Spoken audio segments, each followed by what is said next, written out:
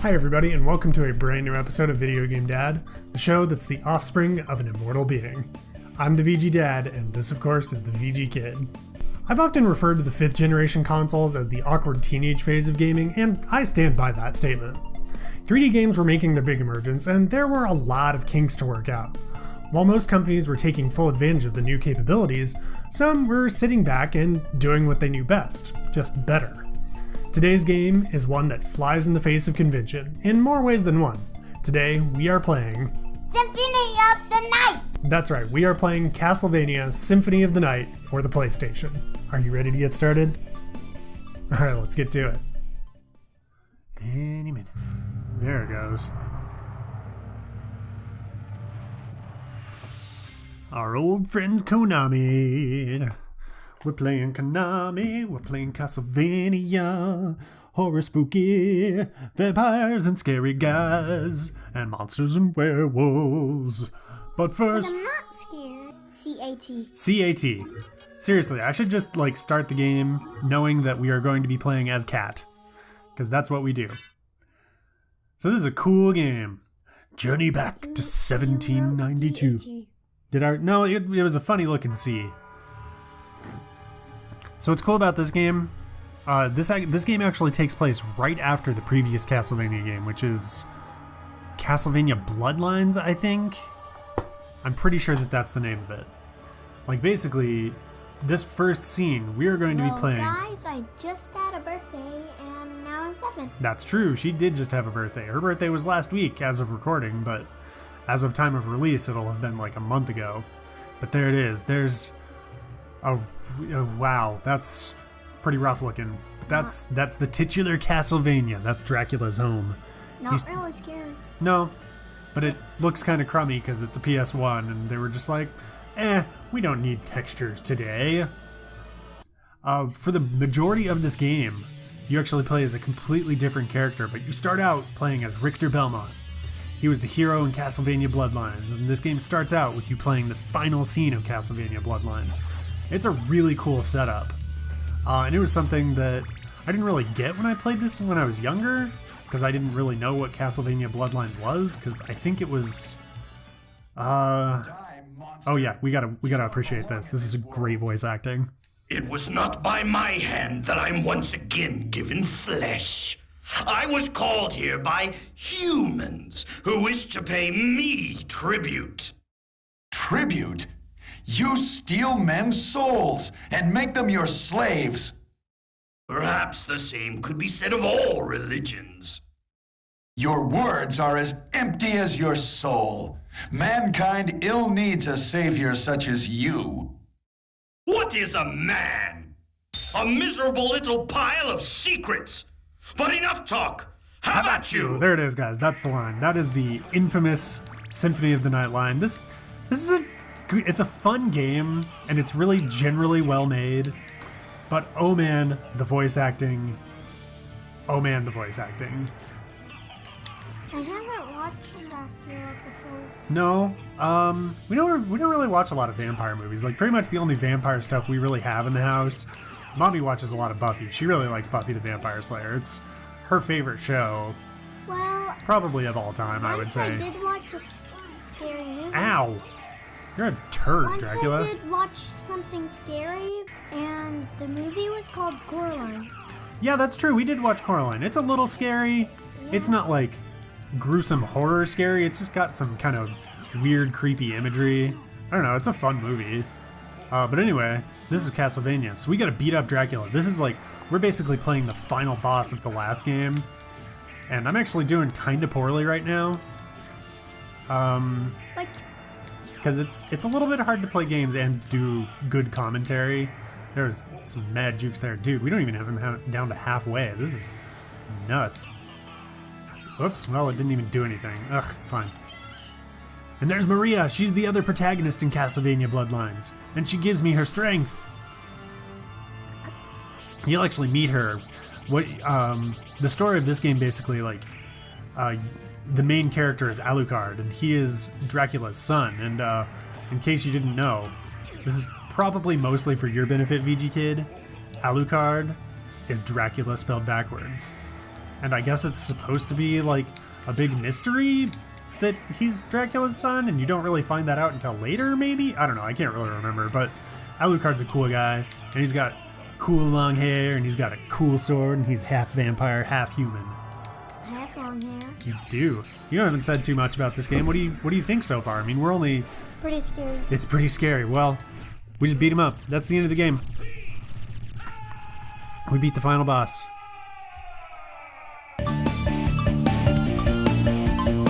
No, we still have a whole game to play.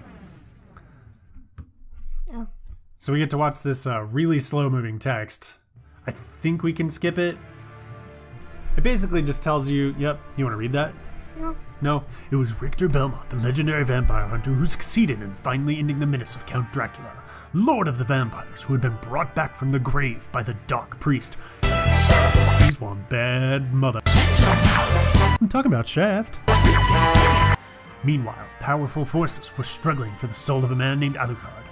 The very same Alucard who teamed up with Trevor Belmont to battle his immortal father, Count Vlad Tepes Dracula. Okay, so you do know right from the get-go that Alucard is Dracula's son. Alucard, in order to purge the world of his own cursed bloodline, had submerged his vampiric powers and entered into what was supposed to be an eternal slumber. But now he's awake and aware of the evil once again at work in his homeland. Last time I played this game, it's been a little bit since I played this game. This was actually one of the first games I did for when I started doing live streams regularly. So I don't know, you guys probably saw it, assuming I kept it in, at the file select. There was that little fairy creature. That was my finished game. I didn't fill out the whole map because there's some parts of the map that are frustrating to find. That's Alucard, that's us. Look at him, he's so cool. Look at this swagger he's got in his walk. Look at this guy. Oh yeah, we've got this little weenie sword right off the bat. Actually, we might have a really good sword. Yeah, we've got the Alucard sword, the Alucard shield. Like, we've got all the best armor and weapons in the game. I think that's the case. I mean, other than there's one weapon that's really good in this game, but it's a super rare drop.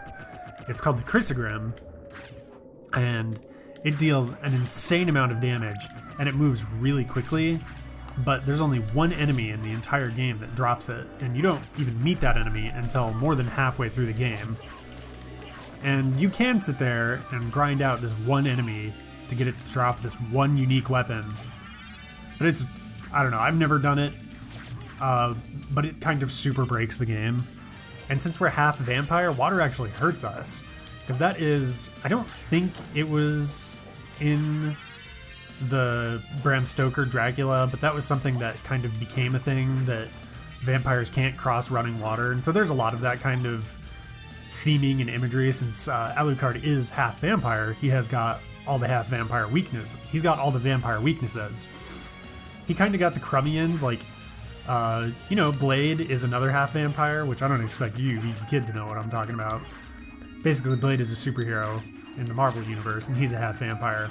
But he got all of their strengths and none of their weaknesses.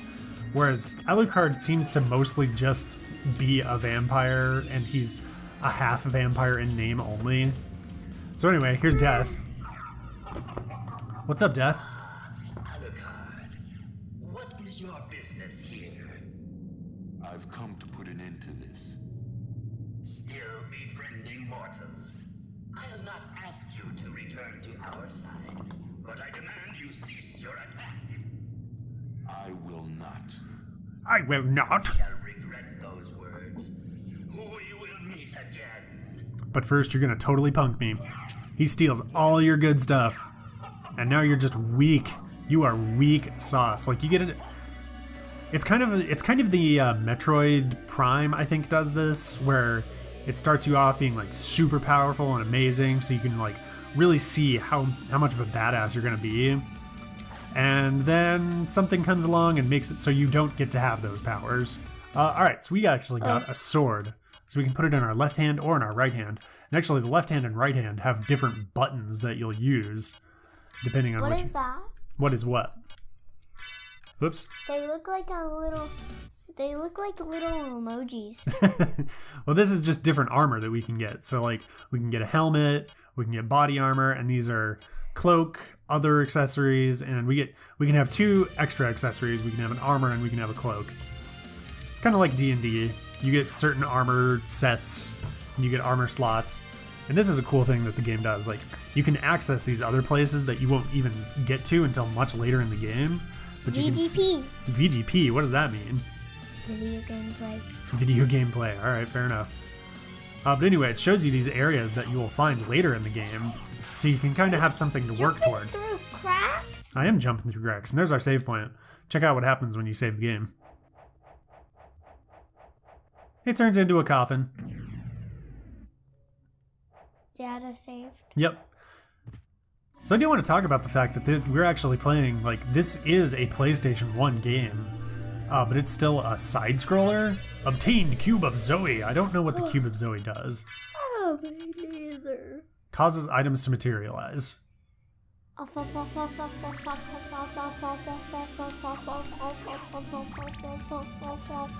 Yep, everything's off because we don't have anything yet. But as the game goes on, you get better relics. Let's see, Red Rust is terrible, and it's two-handed. Nuts to that. It even makes my punches weak. It's weaker than punches. Why would it? Ugh, what a terrible weapon.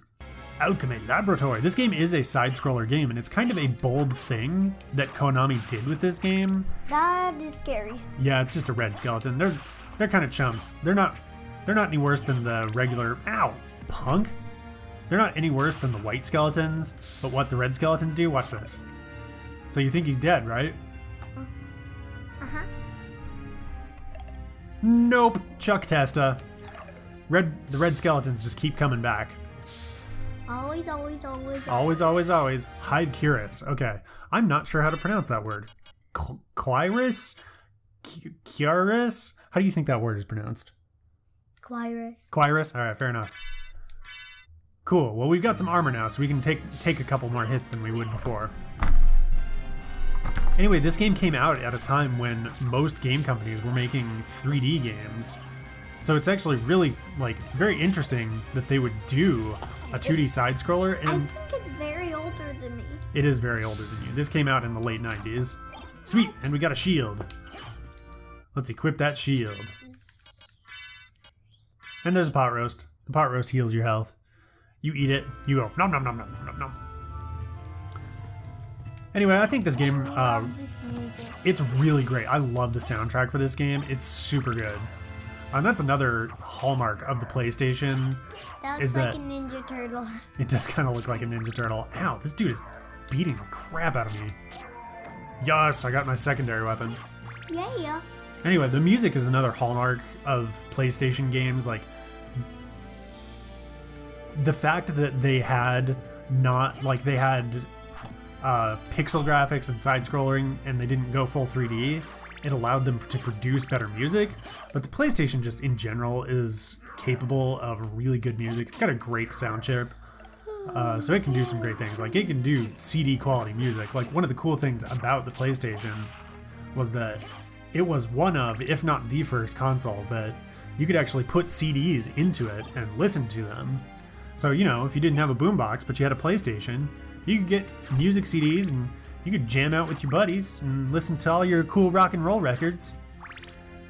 That might be the oldest thing I've ever said. Ow.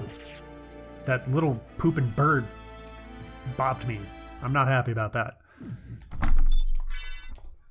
Heart. What? It looks like a heart thing, and then it's a coffin. Yeah, it does kind of looks like a heart. That's I think that might be a 20-sided polyhedron. I think so. That would be a nice nerdy reference. That's a duodecahedron. Boing, boing, boing, Boing, boing. He's hopping like a bunny. boing, Boing. boing. You're very silly. Ooh, we're gonna fight our first proper boss. This dude's kind of a I pushover. wish there was slides and ladders. You mean chutes and ladders? Yeah. Yeah, alright. That would be interesting. What? Yeah. This is our first real proper boss.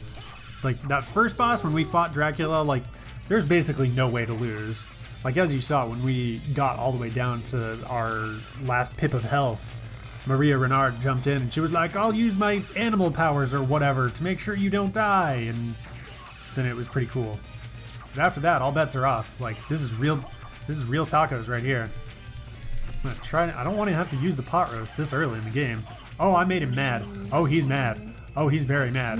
Oh, this is just. Oh, this is a disaster. Oh my goodness. I'm down to. Is that a dead bird?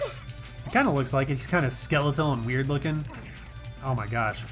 I'm super dead. If it was real, Closer to the mic.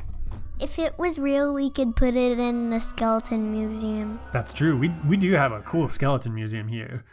Game over. Well, that was a real bummer. Are you sure you don't want to give this game a shot before we close it out? Yeah, it looks pretty hard. It's not too hard. The controls are really easy to understand. The bosses are kind of jerks. Remember that time I said this boss was a pushover? Apparently I was wrong. I just got a little bit cocky, I think, is the only thing. What is that thing? It's just a symbol. Whoops. Oh no. I blew it. I totally forgot I even had a secondary weapon. Axe is a really good one to have in this fight. Dude, these fireballs are no joke. Ugh. Remember when I said this music was really good? Yeah, I do remember that. Ow! Ow! It's pretty scary now. It is pretty scary now. Dude, we're toast. We are toasted oats. Man, that went way worse than last time. Toasted raisins, that's what we are. We are toasted raisins. Let us go out this evening for pleasure. The night is still young. I'm still young. Alright, let's give this guy another shot. Well... Come on, come and get me. No, you weren't actually supposed to get me. I was just trash talking. My Ow. You're what? my cat friend Cleo. Your cat friend? My cat friend Cleo Dude, this guy is a real ran punk. out of batteries.